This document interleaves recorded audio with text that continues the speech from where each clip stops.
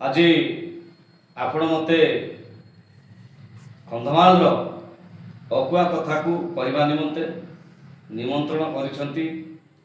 आज जो उद्देश्य नहीं आपण माने आछंती से न्यूज को आपण माने आगो को बढ़ाया पई जो सत्साहस देछंती से आपण मान को चैनल को बहुत बहुत धन्यवाद दउची।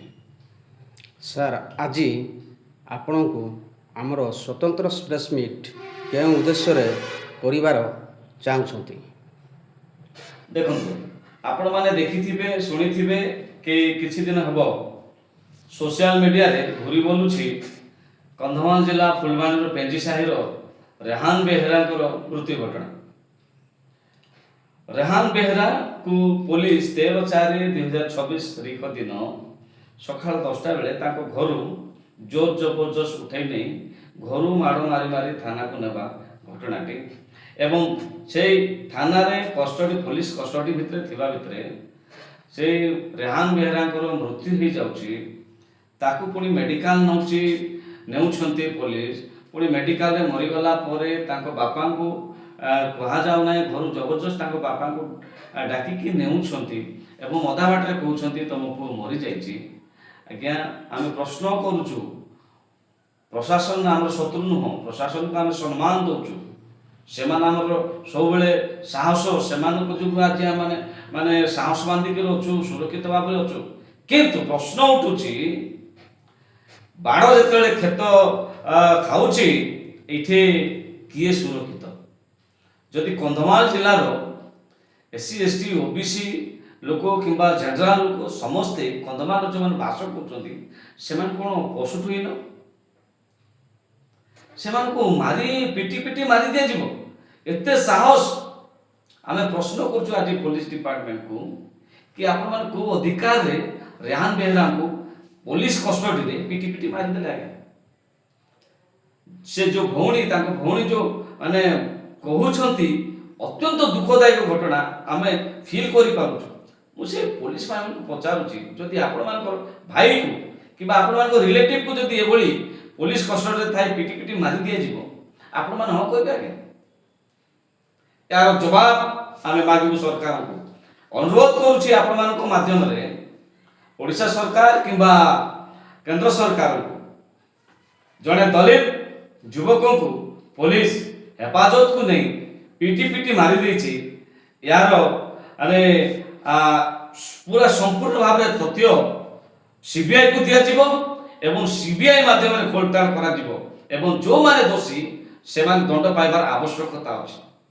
आगे आपण मान जानि दिबे किछि दिन पूर्व किछि जण माने पुलिस भाई मानन को फांसी दंड दिया गला।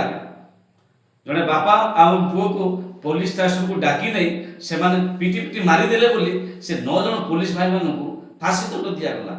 अच्छा ये पुलिस भाई मान को सेटा कोन सुना जाय नै ना देखा जाय नै। आज जने पुनी ए माने अमानवीय घटना भाव रे घरु पिटी पिटी नहीं थाना रे मारी देबा घटना अत्यंत दुखर विषय। आम अनुरोध करुचु मोहन सरकार को एवं मोदी सरकार को ए दलित युवक को आपण मान उचित न्याय दियंतु। आम अनुरोध करुचु कंधमालवासी एटा मोर स्वर नुह एटा से परिवार स्वर नुह। आज मो भाई मो पाखे ये सब घटना घटीगला काली सकाळ आउ जण परिवार घटना घटिबो। आज प्रश्न उठुची कंधमालवासी आज प्रश्न उठाऊँ आम कंधमालवासी सुरक्षित नु कहीं सुरक्षित नु जदि पुलिस हमको पिटी पिटी मारिबो आज्ञा ताले हम केते सुरक्षित कहतु आम सुरक्षित ना आम सरकार को अनुरोध करछु आम सुरक्षित रे हमर राइट्स अछि हमर अधिकार हम बचिया पई चाहछु। कौन सी संवैधानिक अधिकार नहीं पुलिस पिटिबार कौन सी संवैधानिक अधिकार नहीं पिटी पिटी मारी देबा आपण को साहस रे मार देले। आम सहज छाड़बू ना मु अनुरोध करुछि भीम आर्मी कंधमाल को मु अनुरोध करछि बामसेट कंधमाल को मु अनुरोध करछि जो मानवी दलित पाई एससी एसटी ओबीसी माइनॉरिटी पाई काम करछंती से संगठन माने आसंतु भाई को न्याय देबा पाई से परिवार को न्याय देबा पाई आगो मु धन्यवाद देबी। किछि दिन पूर्व प्रेस मीट करथिले फुलवाड़ी रो जागृत मिलित मंच आ एभली स्वर समस्त उठेबार आवश्यकता अछि। काली सकाळ से काली से भाई को रहला परदिन मते हो आगे ଆମକୁ କେହି ମାନିବେ ନାହିଁ। ଆମେ କ'ଣ କୁକୁର ମାଙ୍କଡ଼? ଆମକୁ ତୁମେ ପିଟି ପିଟି ମାରିଦେବ? ଆମେ ବରଦାସ୍ତ କରିବୁ ନାହିଁ। ଆଗାମୀ ଦିନରେ ଆମେ ସରକାରଙ୍କ ସାହାରା ନେବୁ। ଆମେ କଲେକ୍ଟର ସାର୍ଙ୍କୁ ଭେଟିବୁ, ଏସ୍ପି ସାର୍ଙ୍କୁ ଭେଟିବୁ, ଦରକାର ପଡ଼ିଲେ ମୁଖ୍ୟମନ୍ତ୍ରୀଙ୍କୁ ଭେଟିବୁ, ଦରକାର ପଡ଼ିଲେ ସୁପ୍ରିମକୋର୍ଟ ପର୍ଯ୍ୟନ୍ତ ଯିବୁ, କିନ୍ତୁ ଆମେ ଛାଡ଼ିବୁ ନାହିଁ। ଆଉ ନିହାତି ସେ ପରିବାରକୁ, ସେ ଭାଇଙ୍କୁ ଆମେ ନ୍ୟାୟ ଦେବା ପାଇଁ ଠିଆ ହେବୁ। ଧନ୍ୟବାଦ ସାର୍। ସାର୍ ରେହାନ ବେହେରାଙ୍କର ମୃତ୍ୟୁ ମେଡ଼ିକାଲରେ ହେଇଛି ନା ପୁଲିସ୍ ଷ୍ଟେସନରେ ହେଇଛି? ସାର୍ ଦେଖନ୍ତୁ, ତାଙ୍କ ପରିବାର ଯାହା କହୁଛନ୍ତି କି ରେହାନ ବେହେରା କୁ ମେଡ଼ିକାଲରେ ରଖାଯାଇଥିଲା ଏବଂ ଭୋଇ ସାର୍ ଏବଂ ସାହୁ ସାର୍ ରେହାନ ବେହେରାଙ୍କର ବାପାଙ୍କୁ ଜୋର ଜବରଦସ୍ତ ଘରୁ ଉଠେଇ ନେଇକି ତାଙ୍କ ବାଟରେ କହିଲେ ଯେ ତୁମ ପୁଅ ମରିଯାଇଛି। ତ ଏଥିରେ ଆମେ କେମିତି ଜାଣିବୁ ଯେ ରେହାନ ବେହେରା ଜେଲ ଭିତରେ ମରିଛି, ନା ପୁଲିସ ଷ୍ଟେସନରେ ମରିଛି, ନା ମେଡ଼ିକାଲରେ ମରିଛି? ଏଇଟା ବି ପ୍ରଶ୍ନ ଉଠୁଛି। ଆଚ୍ଛା, ତାଙ୍କ ପରିବାର ଲୋକେ ସବୁ ମରିଥିବାଟା କେଉଁଠି ଦେଖିଛନ୍ତି? ମେଡ଼ିକାଲରେ ଦେଖିଛନ୍ତି ସାର୍। ମେଡ଼ିକାଲରେ ଦେଖିଛନ୍ତି। ଆଜ୍ଞା। ହେଲେ ପୁଲିସ ମାରିକି ମାନେ ମରେଇ ଦେଇଛନ୍ତି ବାଡ଼ାପିଟା କରିକି, ନା ଏମିତି ନର୍ମାଲ କ'ଣ ହେଇକି ମରିଛି ବୋଲି ତାଙ୍କ ଘର ଲୋକ କହୁଛନ୍ତି? ସାର୍ ଦେଖନ୍ତୁ, ସେ ଭଉଣୀ ଜଣକୁ ଯେଉଁ ଆମେ ତାଙ୍କୁ ଶୁଣିବାକୁ ପାଇଲୁ, ଜାଣିବାକୁ ପାଇଛୁ କି ସେ ଭାଇ ଗୋଟେ ଛୋଟ ବେଗ୍ଟେ ଧରିକି ଆସିଥିଲେ। ସେ ବେଗ୍ ଭିତରେ କିଛି ଧଳା ଧଳା ଜିନିଷ ଥିଲା। ସେ ଧଳା ଧଳା ଜିନିଷ କ'ଣ ଆମେ ଜାଣିନୁ। ଧଳା ଧଳା ଜିନିଷ ମାନେ ଆମେ ସେଇଟା ବ୍ରାଉନ୍ ସୁଗର କିମ୍ବା ଚରସ କିମ୍ବା କ'ଣ ହେଇଥାଇପାରେ।